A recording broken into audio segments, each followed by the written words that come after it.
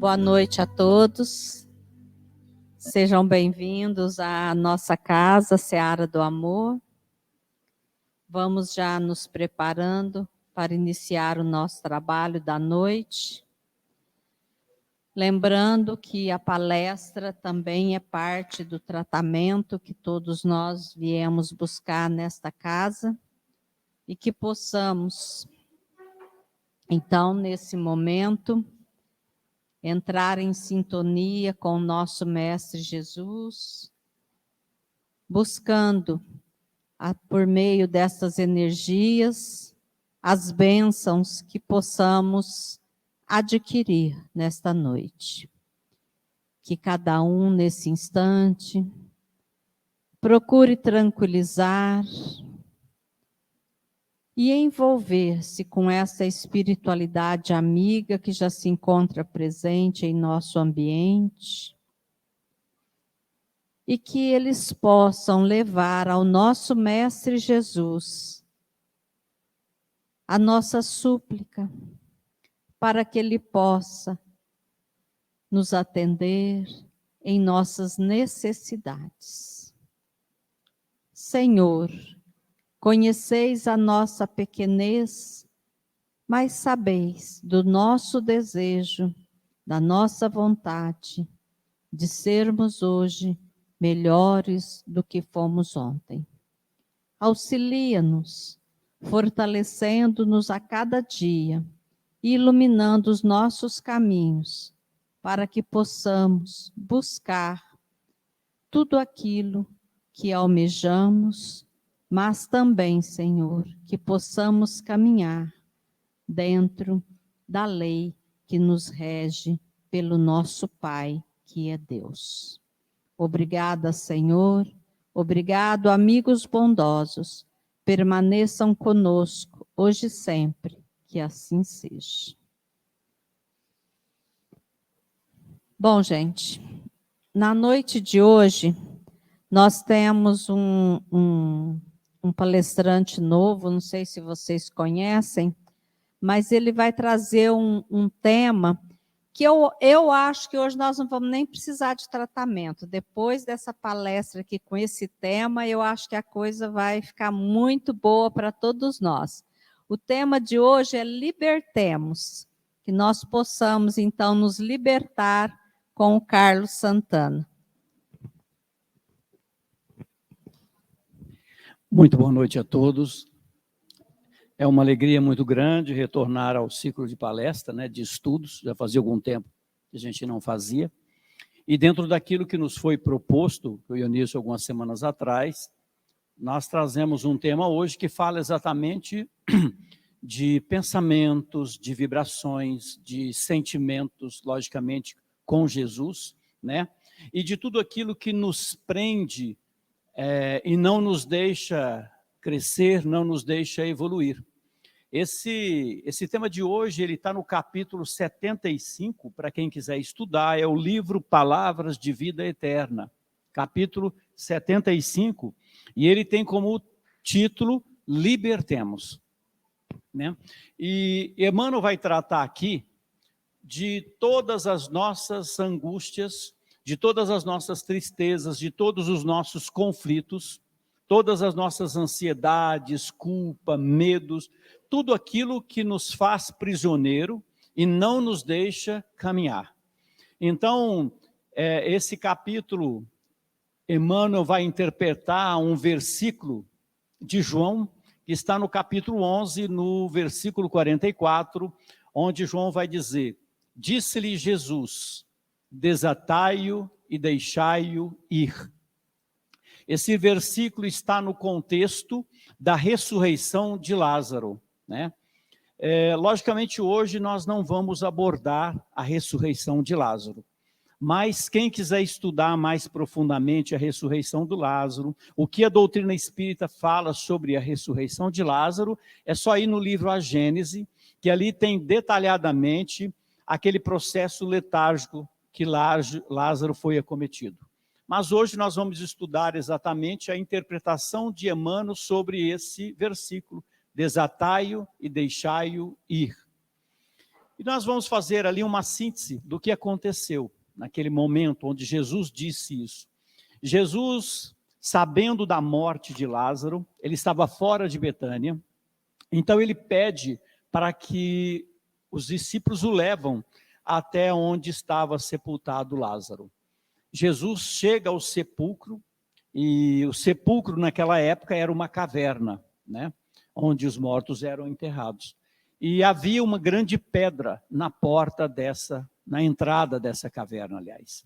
E Jesus disse: tirai a pedra. Então eles foram lá e retiraram a pedra. E Jesus disse: Lázaro, vem para fora. E Lázaro, ouvindo o chamado de Jesus, ainda fraco, com os pés e as mãos atadas. Por que com os pés e as mãos atadas? Porque naquele tempo, quando alguém falecia, usava enrolar todo o corpo com faixas, e eles atavam os pés, eles atavam as mãos, então o morto estava todo enfaixado. E Lázaro, naquele momento, ouvindo o chamamento de Jesus, levanta e sai caminhando com muita dificuldade para fora. Então, Jesus restitui a vida a Lázaro, como pode fazer com cada um de nós, quando nós adentramos a nossa escuridão íntima. Emmanuel traz aqui uma lição para dentro de nós. Se tratando da morte de Lázaro, Emmanuel está falando da nossa morte moral. Quando nossos conflitos, quando a nossa culpa, quando os nossos medos, as nossas imperfeições nos levam à nossa escuridão. Quando morremos moralmente, Jesus pode nos ressuscitar. E Emmanuel vai dizer isso lá no livro Consolador, no capítulo 317, quando ele vai dizer que Jesus, através do seu amor, tem arrancado a humanidade do seu sepulcro de misérias. Então, ao longo dos séculos, Jesus tem despertado intimamente com o seu evangelho para que nós pudéssemos deixar o nosso sepulcro de misérias. Porque se nós não estivermos atentos, nós vamos adentrando a nossa escuridão íntima. Vamos morrendo moralmente, porque não nos damos conta das nossas fragilidades emocionais, não nos damos conta das nossas fragilidades morais. E isso vai nos levando a essa escuridão íntima, a esse sepulcro íntimo. Isso pode também nos adoecer fisicamente e nos levar até a morte física. Então, quando Jesus pede a Lázaro para vir para fora, para a claridade, para o sol, ele está dizendo a cada um de nós: sai dessa escuridão em que você se encontra. Sai dessa angústia, sai dessa tristeza, sai dessa revolta, sai dessa estagnação, dessa depressão, para que possa vir para a luz do sol, para que a luz possa penetrar a sua alma. Então Jesus está convidando: venha para a vida. Assim como Lázaro saiu para fora, nós também podemos sair para fora para viver novamente. Lázaro vem para fora, diz Jesus. Mas ainda há ali um Lázaro totalmente amarrado, envolto em faixas. Ele saiu, mas ele está totalmente amarrado. Ele está vivo, mas ainda caminha com dificuldade. Mas aí vem uma outra ordem de Jesus: desatai-o e deixai-o ir. E aqui começa o nosso estudo no livro de hoje, quando Emmanuel vai dizer: é importante pensar que Jesus não apenas arrancou Lázaro à sombra do túmulo, trazendo de volta à vida, mas pede que seja restituído a liberdade a Lázaro, porque ele está amarrado, ele precisa de liberdade. Então, trazendo para nós, toda vez que nós saímos da escuridão, despertos, olhando para as nossas fragilidades, para as nossas mazelas interiores, para as nossas imperfeições, Nós ainda temos um trabalho árduo a fazer, porque nós ainda estamos ligados a tudo que nos levou para essa escuridão.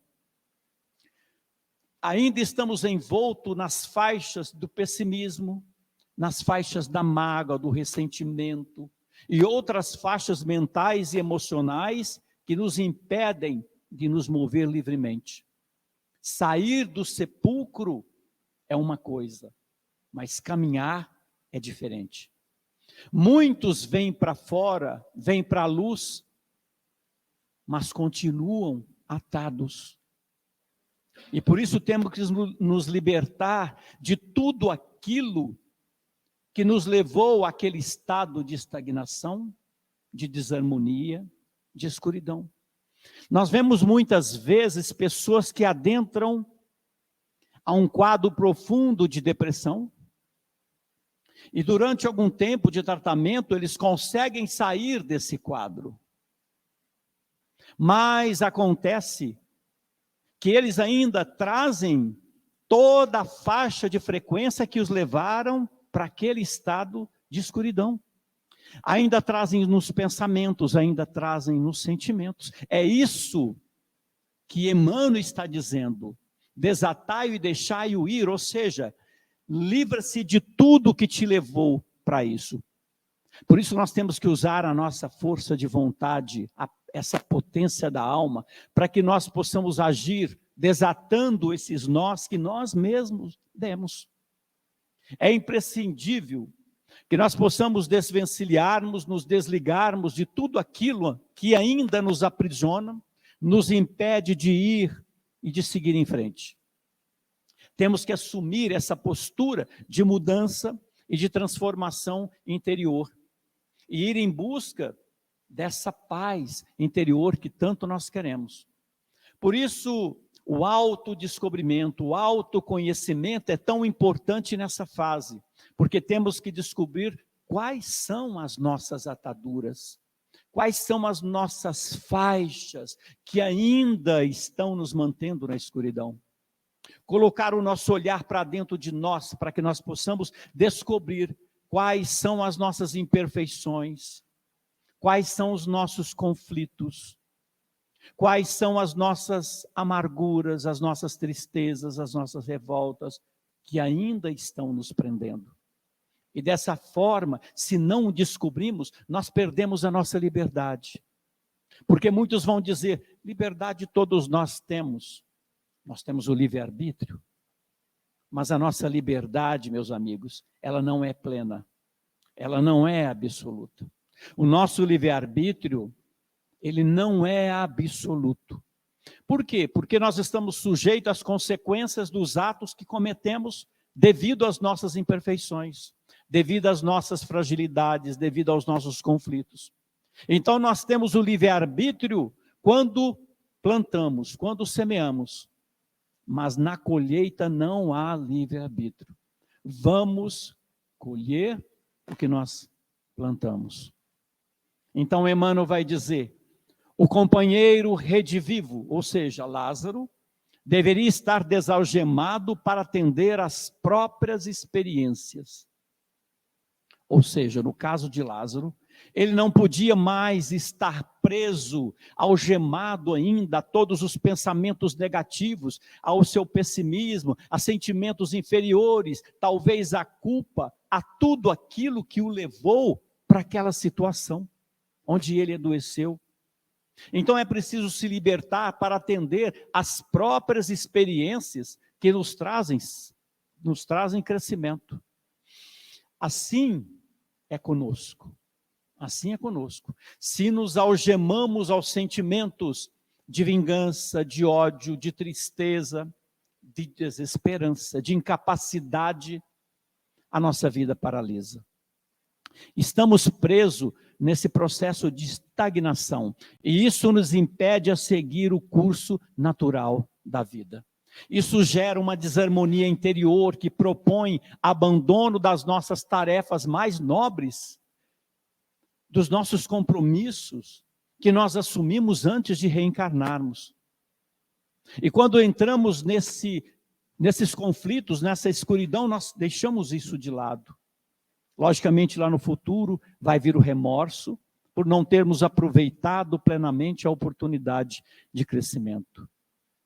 E Emmanuel vai continuar dizendo: também nós temos, no mundo da própria alma, os que tombam na fossa da negação. Ou seja, muitos de nós ainda se encontram nesse estado de escuridão íntima, porque nós não aceitamos a nossa vida, não aceitamos as nossas condições.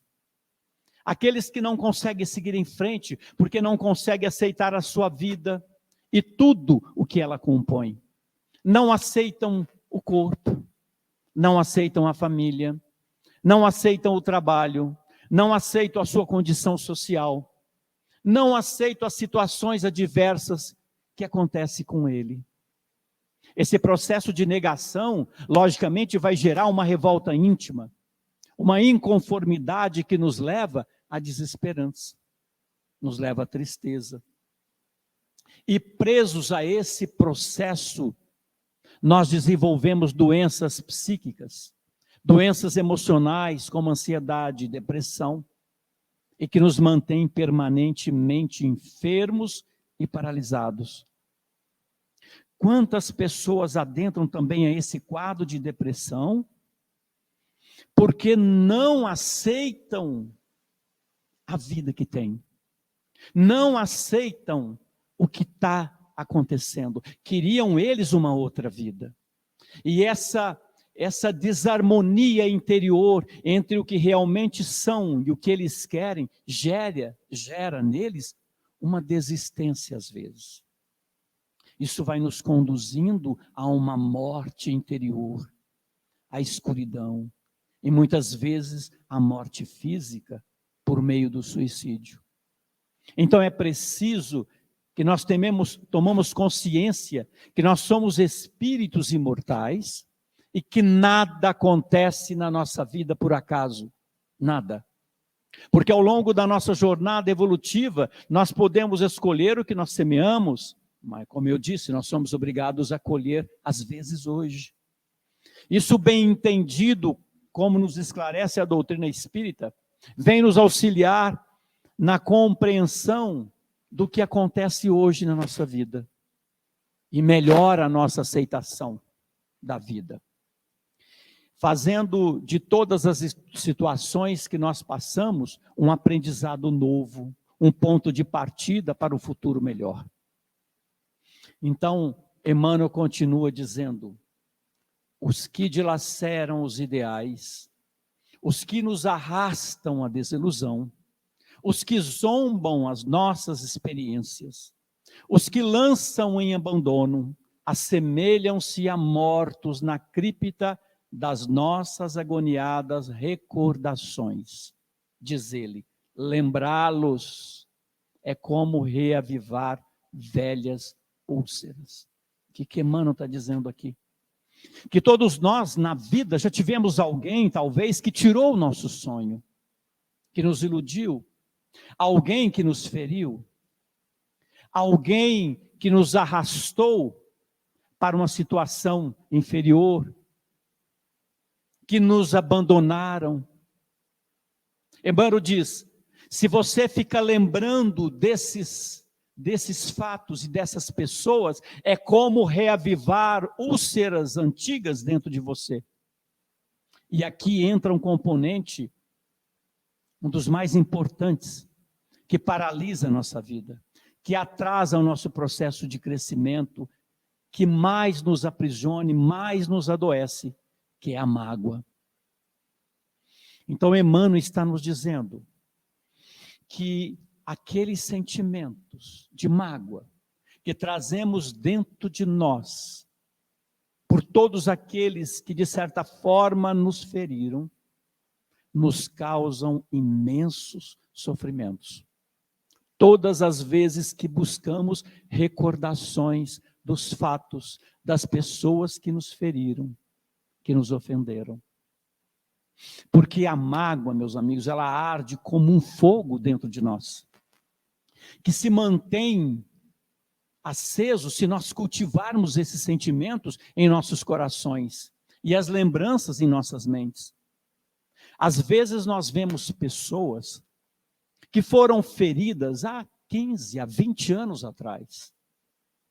Mas elas contando a nós o que aconteceu, você pensa que aconteceu há 2 horas atrás. Porque elas estão revivendo de tal forma aquele momento que elas trazem no coração ainda todo aquele sentimento que ela viveu há 20 anos atrás.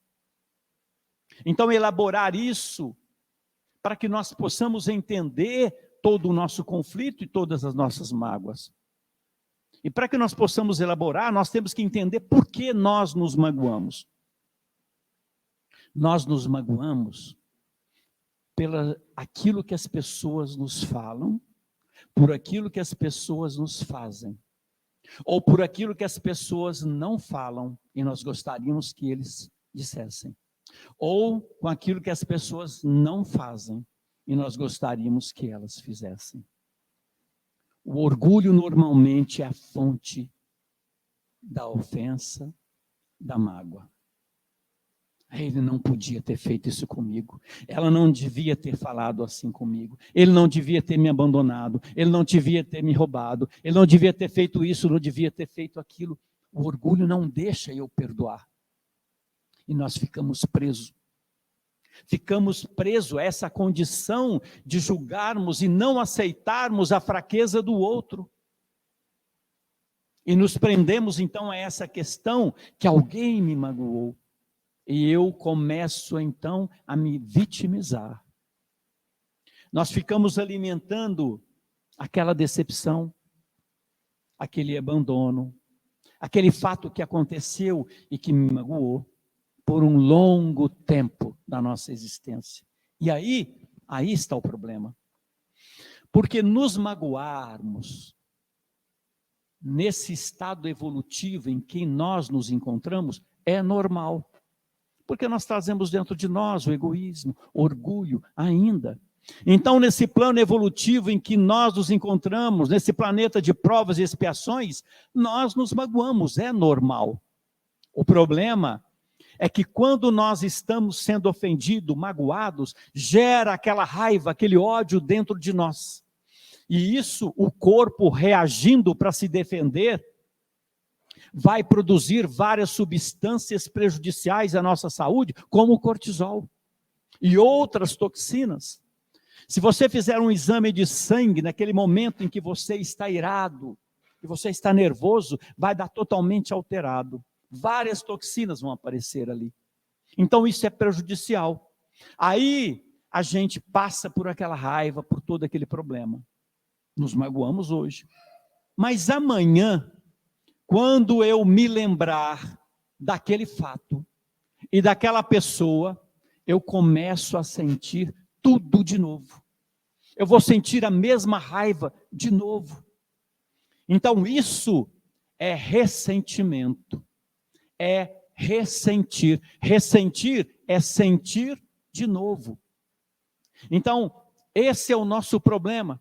Todas as vezes que eu passar por esse processo de recordações agoniadas, é como se estivesse acendendo essas várias úlceras dentro de mim novamente. E nós temos esse mau hábito de ficar relembrando de tudo aquilo que nos fez mal, de tudo aquilo que nos atingiu. No livro Pensamento e Vida, no capítulo 28, Emmanuel nos falando das enfermidades e dos processos de enfermidades, da influência da mente, do pensamento nas enfermidades que nós temos, ele vai dizer o seguinte: toda emoção violenta no corpo é como martelada na engrenagem de uma máquina sensível. Toda aflição cultivada é uma ferrugem destruidora, prejudicando-lhe o funcionamento de uma máquina sensível. Então, o que ele está dizendo? Que toda vez que nós sofremos essa emoção muito violenta, esse ódio dentro de nós, é como se nós estivéssemos sendo martelados no nosso corpo espiritual, no nosso perispírito. Isso vai danificar o perispírito, que vai passar para o corpo físico. Ele vai dizer que essa emoção que nós cultivamos dentro de nós, ela é como ferrugem. Assim, todas essas emoções, todos esses sentimentos que nós cultivamos por longo tempo, acaba nos adoecendo. E Emmanuel então continua: entretanto, para nos desvencilharmos de semelhantes angústias, é imperioso retirá-los do coração e devolvê-los ao sol da existência. Precisamos trabalhar então interiormente para nos desligarmos, nos desvencilharmos, nos desatarmos dessas angústias, retirando elas dos nossos corações. Assim nós podemos então sair dessa escuridão e voltar à luz novamente. Mas para isso, nós requeremos uma coisa muito importante: o perdão. O perdão ensinado por Jesus. Porque não há ninguém nessa vida que passou por essa existência que não, em algum momento da sua vida, não teve que perdoar e nem teve que ser perdoado. Todos nós passamos por um momento em que nós vamos perdoar e que nós vamos ser perdoados. No Evangelho segundo o Espiritismo, no capítulo 10, no item 14, o Espírito Simeão vai dizer: perdoem o próximo, pois também precisam do seu perdão. Ou seja, na medida em que nós vamos perdoar o outro, é que nós seremos perdoados. Assim diz no Pai Nosso também. E ele continua dizendo: se vocês são prejudicados pelos atos dos seus irmãos, é mais um motivo para serem tolerantes, porque o mérito de perdoar é proporcional à gravidade do mal. Olha o que Emmanuel está dizendo: quanto mais grave for o mal que nos fizerem e conseguirmos perdoar, mais mérito nós teremos. Mais nos desvencilhamos das nossas amarras, mais livres nós estamos. E a doutrina espírita vem nos trazer esclarecimentos muito importantes sobre o perdão. Podemos perguntar: mas como que eu vou perdoar aquele que me feriu tão gravemente? Aquele que me agrediu, aquele que me traiu, aquele que me roubou, me iludiu, como perdoar? Mas a doutrina espírita nos traz a lei de causa e efeito.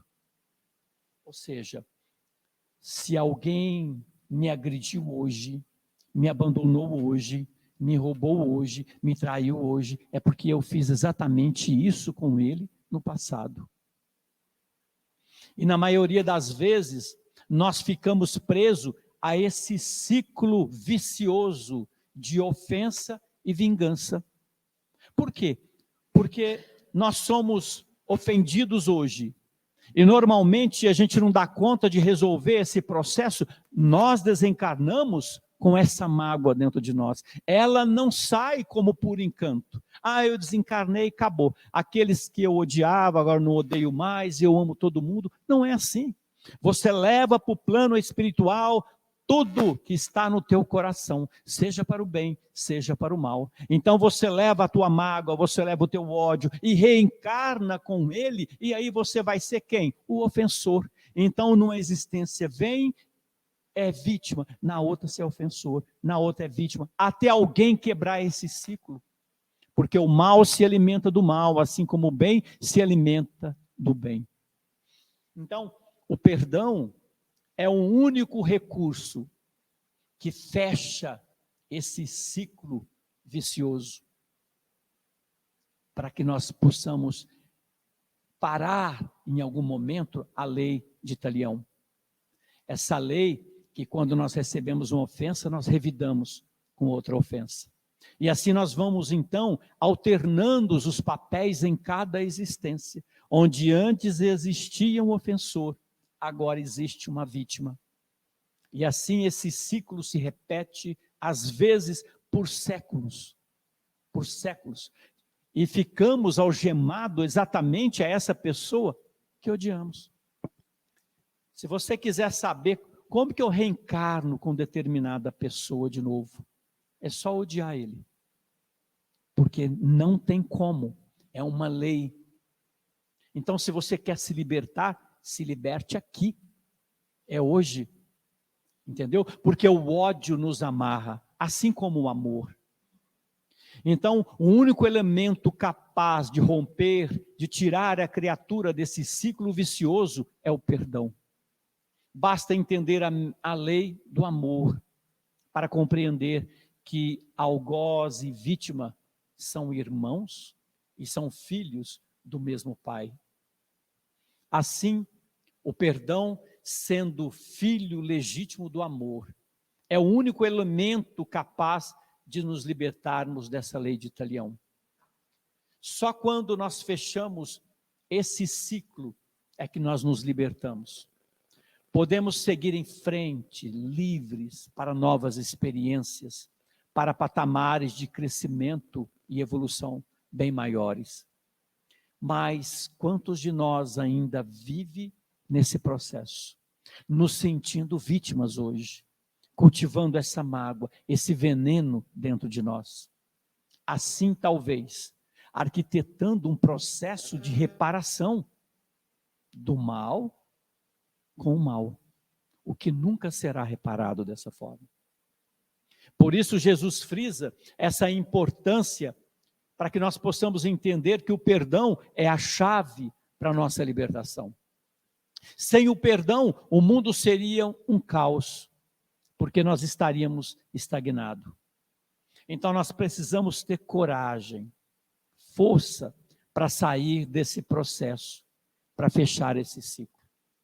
Fazendo diferente, indo além do que a maioria das pessoas fazem, e tomando o perdão como um caminho. Por isso Jesus nos fala tanto do perdão em seu evangelho.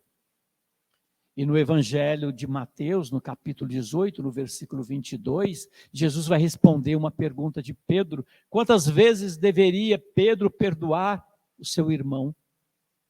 E Jesus responde: 70 vezes 7 vezes. Ou seja, isso é indefinido. Porque a cada vez que você não perdoa, você adentra um processo de escuridão.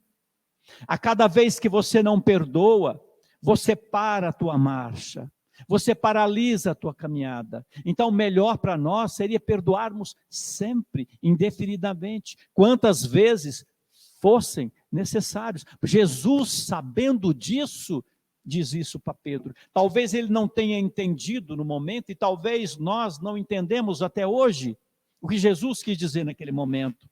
Mas ele diz: para você não sofrer, perdoa, sempre, quantas vezes for o necessário, porque Jesus sabia que nesse plano de provas e expiações, onde cada um de nós estamos num nível diferente, evolutivo, espiritualmente, o perdão é fundamental. O perdão é esse alimento libertador que não nos deixa seguir em frente se não colocarmos ele à nossa frente. Há uma citação de Emmanuel no livro Hora Certa, no capítulo 18, intitulado A Cura do Mal, que é muito valiosa a nós nessa questão de perdão, de saúde emocional, quando ele diz: quando Jesus nos ensinou a perdoar, concedeu-nos o máximo poder imunizador do ódio e do desequilíbrio em nossas relações. Então, o perdão com Jesus, ele nos concedeu o máximo de poder imunológico para que não fôssemos contaminados com essa enfermidade espiritual. Quando perdoamos, nos tornamos imune ao contágio, porque nós não descemos ao nível, ao padrão vibratório do outro. E assim contribuímos com a nossa renovação. E também com a renovação do outro. Porque diversos adoecimentos psíquicos se convertem depois em adoecimento do próprio corpo físico e que tem a sua origem no ressentimento, no cultivo das mágoas, do ódio, da vingança. Quantos adoecimentos traz o indivíduo? Esses sofrimentos dolorosos que são resultados de um processo longo de cultivo de angústias que nasce do ressentimento. Por isso, Emmanuel também no livro Mãos Unidas, no capítulo 77, ele vai dizer algo que é assim, uma coisa importante para termos todo dia em mente. Ele vai dizer, o perdão é o único antibiótico mental capaz de extinguir as infecções do ressentimento. Eu vou repetir. O perdão é o único antibiótico mental capaz de extinguir as infecções do ressentimento. Então, o perdão é um medicamento da alma. A alma onde nascem muitas das nossas enfermidades, que depois se estabelece no próprio corpo físico. Daí a importância do perdão ser esse antibiótico mental, libertando-nos verdadeiramente para essa cura efetiva, libertando a nossa alma e contribuindo também, mais cedo ou mais tarde, para a renovação daquele que talvez nos ofendeu. E Emmanuel, terminando, ele vai dizer, não basta, porém, o gesto de libertação para nós. É imprescindível, haja de nossa parte, auxílio a eles, para que desagrilhoem, ou seja, se libertem. Nem condená-los, nem azedá-los o sentimento, mas sim exonerá-los de todo compromisso, ajustando-os a si próprios. Aqueles que libertamos de qualquer obrigação para conosco, entregando-os à bondade de Deus, mais cedo regressam à luz da compreensão. Se alguém assim caiu na morte do mal diante de ti, ajuda-o a refazer para o bem. Entretanto, além disso, é preciso também desatá-lo de qualquer constrangimento e deixá-lo ir. Então aqui Emmanuel está falando exatamente desse perdão verdadeiro, esse perdão da alma, não aquele perdão superficial. Tem que ser o perdão que Jesus falou nos seus evangelhos, o perdão cristão, que é aquele perdão mais profundo. Paulo, no Evangelho segundo o Espiritismo, no capítulo 10, no item 15, ele vai dizer que há dois tipos de perdão. O perdão dos lábios e o perdão do coração. O perdão dos lábios é apenas aquele perdão aparente, mas que de fato não resolveu o meu problema, não resolveu a minha condição íntima. Eu perdoo, mas dentro eu ainda continuo sentindo toda aquela vibração inferior. Aquele perdão que eu digo, olha, eu perdoo, mas seria bom nunca mais ver essa pessoa. Perdoo, mas toda vez que eu penso nela, aquela emoção negativa toma conta da minha alma e aquele ressentimento vem à tona. Então Paulo vai dizer que esse perdão não é o ensinado por Jesus, porque não resolvemos o nosso problema. Nós não estamos livres daquele que nos feriu. Ainda não rompemos as algemas, não desligamos a nossa emoção desequilibrada, aquele sentimento ruim, daquele acontecimento. Sempre que eu penso naquela pessoa, sempre que eu penso no que aconteceu, vem a memória emocional àquele fato vinculado. Por isso Paulo vai dizer que o verdadeiro perdão do Cristo é aquele que lança um véu sobre o passado.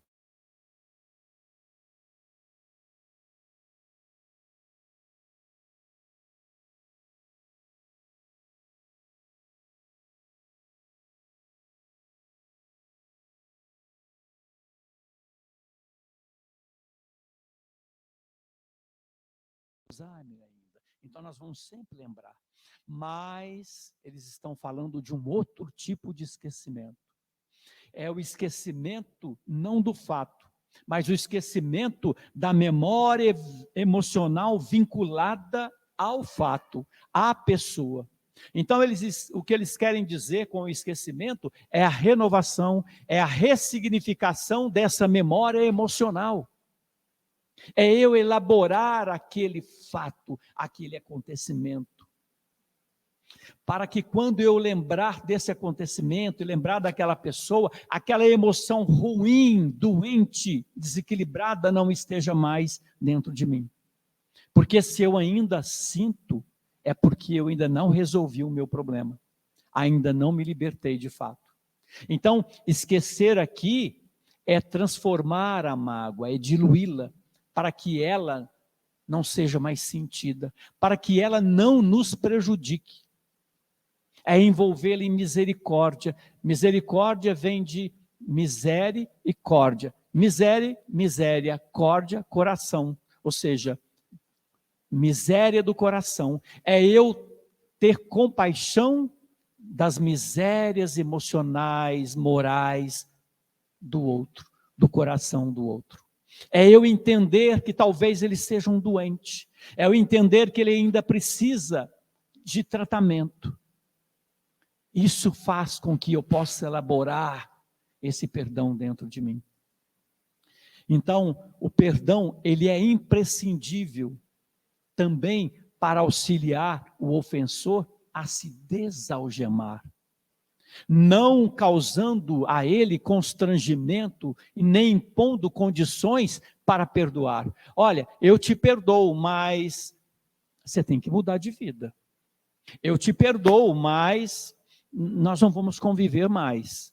Eu te perdoo, mas tem que ser assim, tem que ser assado. E a gente fica impondo aquele monte de regras e de situações, às vezes de constrangimento e humilhação para o outro. O meu perdão, ele não tem nada a ver com a mudança do outro.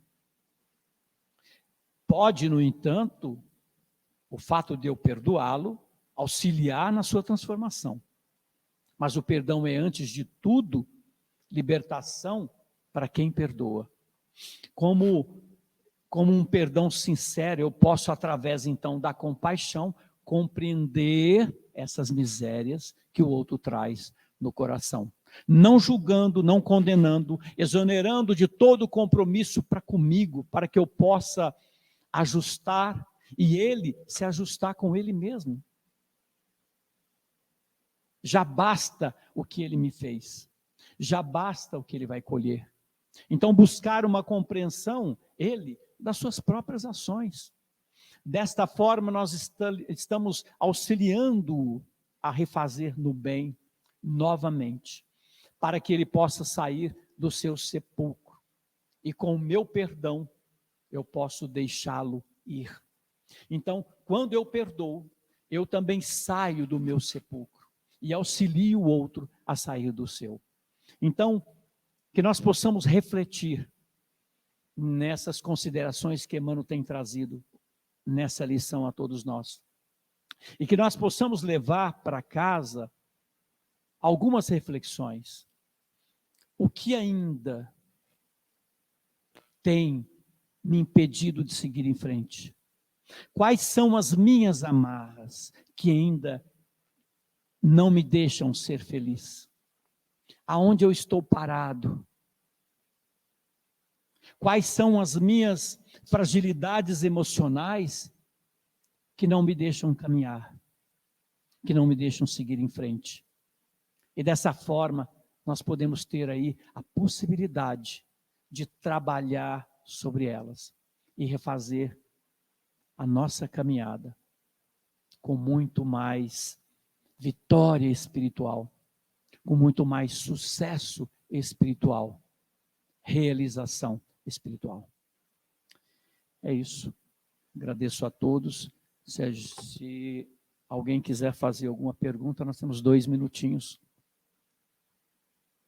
Por se tratar de um estudo, às vezes alguém... Mas enfim, essa lição de Emmanuel está no livro Palavras de Vida Eterna, no capítulo 75. Pode falar.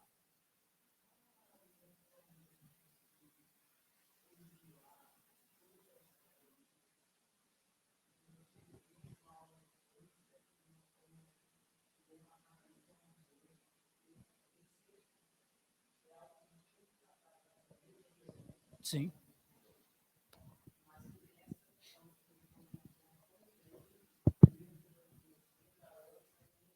Não consegue. Entendi. É muito importante você entender aquilo que a gente disse. Nós estamos nessa existência colhendo. Esse é um ponto. Entender também que essa pessoa que te fez o mal é doente. Esse é o papel primário para que a gente possa perdoar. Quando você vai a um sanatório, onde só tem louco, e quando você adentra, você não pode exigir daqueles loucos um comportamento igual ao teu. Então você pode ali ser xingado, humilhado, alguém pode te dar um tapa em você, e você vai chegar e dizer, mas, coitado, eles são doentes. Então, o primeiro processo para que nós possamos elaborar o perdão é esse, é ver a pessoa que nos feriu, às vezes gravemente, como um doente e que precisa de tratamento, e que um dia vai ter que assumir as suas responsabilidades. Outra coisa, o terceiro, é o que esse sentimento que eu trago até hoje tem feito de mal na minha vida. E tenta se ver sem eles. Eu acho que isso é um ponto importante para você começar a elaborar. E aí você vai ver o quanto é alívio você desfazer desse fardo. Como Jesus mesmo disse, né? Venham a mim todos que estão cansados e sobrecarregados. Então, é imprescindível que a gente tenha essa coragem de primeiro admitir que nós estamos colhendo, segundo que o outro é um doente, e terceiro, o quanto isso que eu estou trazendo está me fazendo mal. É isso. Então, que Jesus os abençoe e até a terça que vem. Muito obrigado.